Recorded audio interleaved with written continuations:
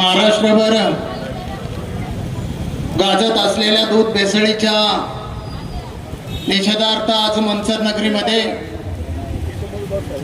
खऱ्या अर्थाने छत्रपती शिवरायांना साक्षी ठेवून आज आपण ह्या महामोर्चामध्ये सहभागी झालात।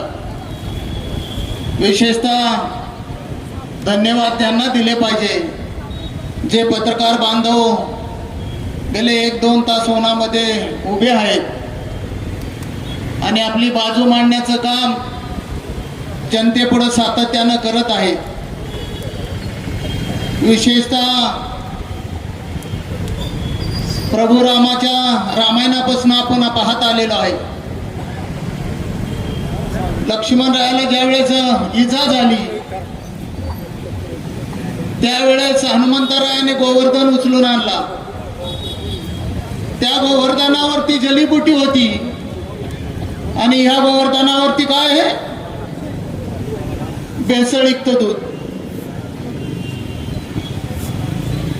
लोक दबक्या आवाजात बोलतात, सर्वसामान्य दबक्या आवाजात बोलतोय।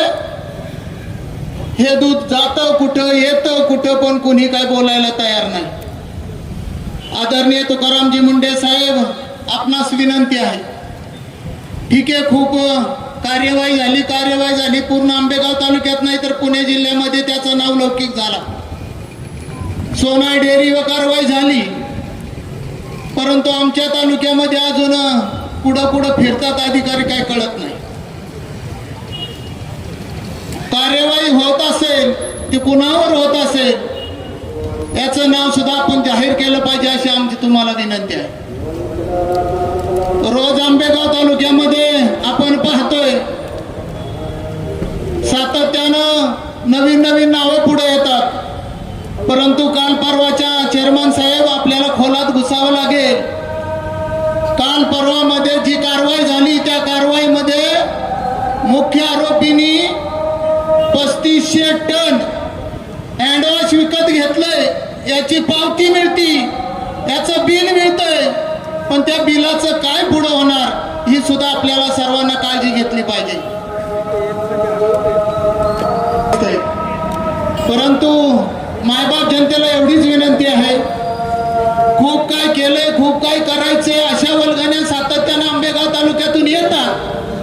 अरे पण दुधाच्या भेसळीच्या विरुद्ध खूप काय, मला भ्रष्टाचार, मला दुधाचे भेसळ बाहेर काढायचे हे वाक्य घोषवाक्य केव्हा येणार? या आंबेगावकरांच्या कानी केव्हा घोषवाक्य पडणार ही सुद्धा आतुरतेची आस आंबेगाव तालुक्यातील जनतेला नाही तर पूर्ण पुणे जिल्ह्याला लागलेली आहे। सातत्यानं विकासाच्या गप्पा मारल्या जातात, सातत्यानं आज एवढ्या बेडचं हॉस्पिटल काढलं जाते। अरे कशासाठी? आज आंबेगाव तालुक्यातला कॅन्सरग्रस्त त्या हॉस्पिटलमध्ये जाऊन जर तुमच्या दुधाच्या पापाचं जर श्रेय तिथं घेऊन फेडायला जाणार असेल तर याचा सुद्धा जाब तुम्हाला जनतेला द्यावा लागेल। खूप काही करा, परंतु सामान्य जनतेच्या आरोग्याची खेळणं हे पाप आहे। तुम्ही खूप सांगता आरोग्य राहणीमान उंचावलं आंबेगाव तालुक्यातल्या जनतेचं। आंबेगाव तालुक्यातला माणूस सायकलवरनं मोटरसायकलवरनं त्याचा 4 चाकी गाडी आली, 4 चाकी गाडीवरनं त्याचा बंगला झाला। अरे त्याच्या कष्टाला काही न्याय आहे का नाही? रात्रंदिवस तो कष्ट करतो, रात्रंदिवस तो गाई म्हशी पाळतो, रात्रंदिवस त्याची बायको सकाळी पहाटे उठती, दूध घालती, त्याचं दूध तुमच्या डेअरीवर आल्यानंतर तुमच्या मुख्य डेअरीच्या सेंटरवर गेल्यानंतर त्याचं मोजमाप केलं जातं। त्याचं मोजमाप केल्यानंतर त्याच्यामध्ये तुमचा लॅक्टो लागत नाही, तुमचा SNF लागत नाही, तुमचं आमकं लागत नाही। अशा प्रकारचं दूध पुन्हा हताशपणे शेतकरी मागे घेऊन जातो, कुठेतरी वाड्याला फेकून देतो। त्यावेळेस तुमच्या भावना का दुखवत नाही? माझा शेतकरी जर चांगला दूध घालतोय आणि बेसळखोर तुमच्या बरोबर मोठ्या तहाटमानेने फिरतात, पेपरला आपण पाहतोय त्या बेसळखोरांचे फोटो कोणाबरोबर आहेत? बेसळखोरांचे आज इलेक्ट्रॉनिक माध्यमातून मोबाईलवरती बेसळखोर कोणाकोणाच्या प्रचाराला होते, कोणाकोणाच्या प्रचारामध्ये मुख्य भूमिका काय बजावतात हे सुद्धा सामान्य जनतेला कळतंय हो। परंतु तुमच्यासारख्या एका ज्येष्ठ नेत्यांनी आज माझ्या तालुक्याचं नाव, ज्या किसनराव वानखिलेंनी या मनसरचं नाव खरं तर पूर्ण भारत देशामध्ये नेलं. त्या मनसरचं नाव आज भारत देशामध्ये बदनाम होतंय. त्याच्या विरुद्ध तुम्ही बोलायला सुद्धा तुमच्या तोंडातनं शब्द सुद्धा निघत नाही. भीमाशंकराचे तुम्ही खरं तर मुख्यमंत्री साहेब आले भीमाशंकरला, हातामध्ये पिशवी घेऊन गेले आणि ही बातमी पाहिल्यानंतर घाबरले असतील, मला असं वाटायला लागलंय आता. कारण का काय चाललंय काय नाही, हातामधल्या पिशवीमध्ये मी खाणार नाही काही, अशी शंका सुद्धा त्यांना येऊ वाटली असेल. माझं तर म्हणणं असं आहे, कार्यकर्त्यांनी घाबरायचं नसतं. जर सामान्य संत गाडगेबाबा महाराज सुद्धा स्वच्छतेचं अभियान घेऊन स्वतः एकटे निघाले होते, महात्मा गांधी सुद्धा एकटे निघाले होते. अरे आपण छोटे जरी असलो तर भविष्यामध्ये परमेश्वराच्या दरबारामध्ये त्याचा न्याय होतो. हा न्याय आंबेगाव तालुक्याच्या जनतेने खरं तर निर्भीडपणे दाखवलंय. आम्ही जरी थोडे असलो तरी मोर्चा हा निघणार. हा सामान्य जनतेच्या विषयाचा मोर्चा आहे, हा आम आदमीच्या विषयाचा मोर्चा आहे. जर उद्या काही एखादी भावाच्या संदर्भामध्ये काही जर ह्या सरकारने उलटपालट केलं असतं साखरेच्या चेअरमन साहेब, तर किती जण निघाले असते हो. पण जनतेच्या प्रश्नाच्या संदर्भामध्ये तुम्ही का निघत नाही?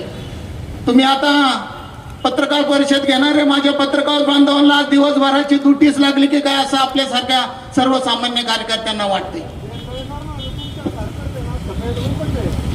खरं तर आता बघा, तो म्हणतो बेत सरकार म्हणा सुद्धा गुलाबजामुनच आहे. आता कोण गुलाबजामुन याचा शोध भविष्यामध्ये लागेल.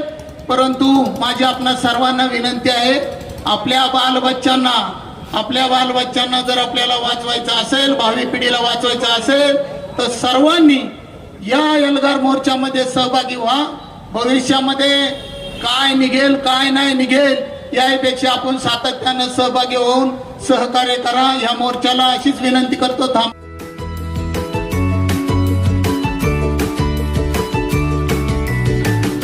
बातम्या शेतीच्या,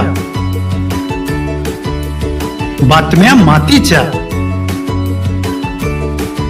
बातम्या अन्यायाच्या, गुन्हेगारीच्या,